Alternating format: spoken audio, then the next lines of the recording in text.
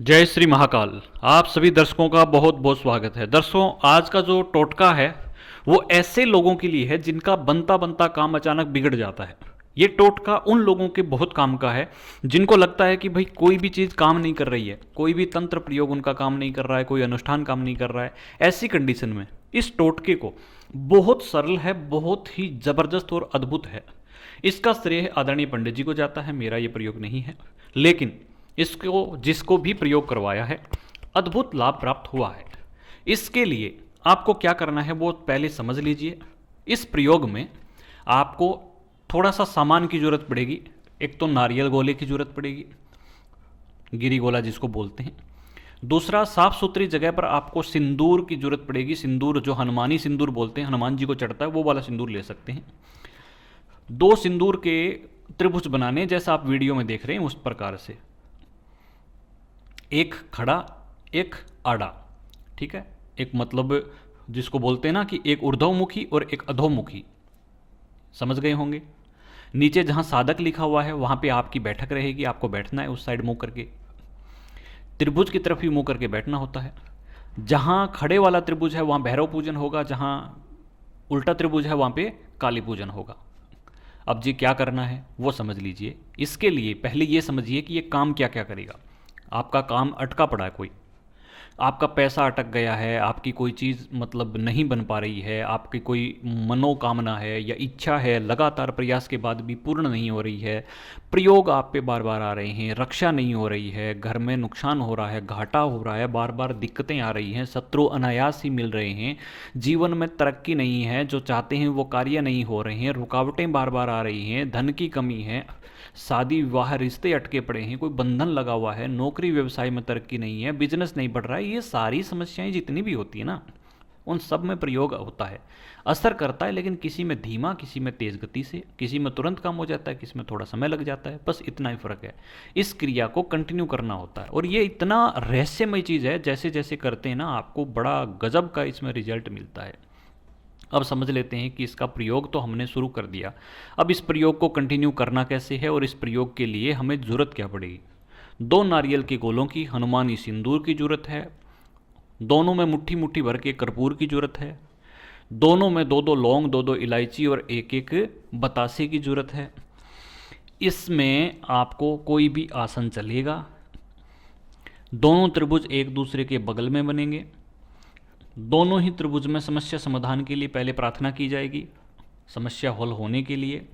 सबसे पहले आपको आसन बिछा के ऐसे त्रिभुज पहले बना लेने होते हैं। त्रिभुज एक खड़ा एक आड़ा, बगल में ही बनाना है, दूसरा भी। बैठ गए। भैरव चालीसा, भैरव की आरती, भैरव का कोई भी मंत्र, भैरव की स्तुति, भैरव का सतनाम, स्तोत्र, चालीसा, कुछ भी आपके पास है वो ले लीजिए। वो ले लिया आपने। सामने गोला, जो नारियल गोला है उसको रखा, जिसको खोपरा बोलते हैं, जहाँ खोपरा शब्द लिखा वहाँ बीचों बीच आपने रख दिया। उसमें कर्पूर डाल दिए, उसमें दो लौंग, दो इलायची और एक आपने बतासा डाल दिया। कुछ लोग उसमें जायफल भी डालते हैं। ये डालने के बाद आपने क्या किया, गणेश जी से प्रार्थना कर ली और भगवान से प्रार्थना करके उस कर्पूर को जला दिया। अपनी मनोकामना बोल दी कि मैं इस काम के लिए कर रहा हूँ। जब तक ये पूरा जलेगा, जैसे भैरव पूजन लिखा ना, यहाँ बैठ करके मान लीजिए आप कर रहे हैं, जब तक ये पूरा जलेगा तब तक आपको भैरव चालीसा या भैरव आरती जो भी आप कर रहे हैं भैरव से संबंधित, वही आपको कंप्लीट करनी होती है। अब यहाँ कौन सा भैरव, आप काल भैरव ले सकते हैं या कोई और भैरव का ले सकते हैं। सामान्यतः काली के साथ काल भैरव का पूजन होता है, तो इसलिए काल भैरव का मान लीजिए। जब तक ये हो रहा है तब तक इसको कंप्लीट, जब तक मतलब खोपरा पूरा ना जल जाए, नारियल गोला पूरा ना जल जाए, तब तक भैरव चालीसा चलेगा नॉन स्टॉप। अब जब ये कंप्लीट जल जाए उसके बाद आसन उठाया, जहाँ काली पूजन लिखा है वहाँ नीचे साधक लिखा है वहाँ पे रखा। यहाँ जो खोपरा बीचों बीच रखा हुआ था उसमें भी आग लगा दी, मतलब कर्पूर जला दिया। ये जब कर्पूर जलेगा तो इस कर्पूर के जलते ही आपको काली जी का पूजन करना शुरू कर देना होता है।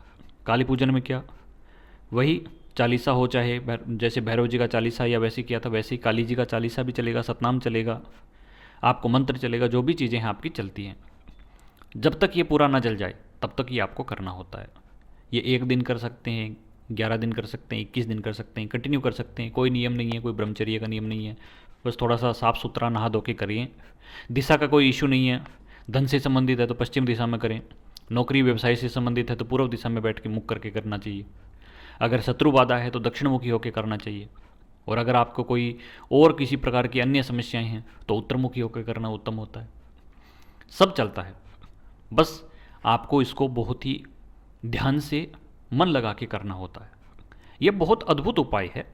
इसके और रहस्य उजागर होते हैं जब आप इसको करते हैं। शमशान में कर सकते हैं, निर्जन स्थान में कर सकते हैं, खेत में कर सकते हैं, नदी किनारे कर सकते हैं, मंदिर में भी कर सकते हैं, चौराहे पे कर सकते हैं, आंगन में कर सकते हैं, घर के अंदर कर सकते हैं, घर के बाहर कर सकते हैं, और इसको बार बार दोहराया जाए तो बहुत उत्तम होता है। आज कर लिया, कल कर लिया, परसों कर लिया, ऐसे लगातार लगातार करने से ये अच्छा रिजल्ट देता है, और इतना अच्छा रिजल्ट देता है आप खुद चौंक जाते हैं, क्या इतना ज़बरदस्त तरीके से मेरा काम हो गया जिसका मैंने सोचा ही नहीं था। बस इसमें श्रद्धा की ज़रूरत होती है और थोड़ी कंटिन्यू इसको करने की ज़रूरत होती है। वैसे तो हर टोटके में आपकी श्रद्धा की ज़रूरत होती है, और कंटिन्यू जब आप करते हैं तो इसका परिणाम बहुत तीव्र गति से आता है, क्योंकि ऊर्जाएं इकट्ठी होती हैं, और हर रोज़ आपको एक ही समय पे इसको कर रहे हैं तो वही ऊर्जाएं आप प्रतिदिन एक ही काम में लगा रहे हैं, तो इसका परिणाम आता है। इस टोटके को जिसने भी आजमाया है, 50 लोगों ने भी आजमाया है, तो 49 लोगों को रिजल्ट मिलेगा ही मिलेगा। एक का किसी का लक ही अगर काम नहीं करता, 100% ही वो डाउन हो गया, तो उसको थोड़ा समय लग सकता है, उसको थोड़ा समय लग सकता है। बाकी 50 ने किया तो रिजल्ट तो 50 को ही आना है, 49 को नहीं आएगा। थोड़ा आगे पीछे टाइम हो सकता है, आपका काम थोड़ा कठिन है, थोड़ा दुष्कर है, तो थोड़ा समय बढ़ सकता है। बस इसको धैर्य से करने की जरूरत है। तो आशा है कि आप इसका लाभ उठाएंगे। चैनल पर पहली बार आए तो सब्सक्राइब कर लें, बेल आइकन दबा लें, ताकि और भी ऐसी जानकारियाँ आपको समय पर मिल सके। जय जय श्री महाकाल, जय माता दी।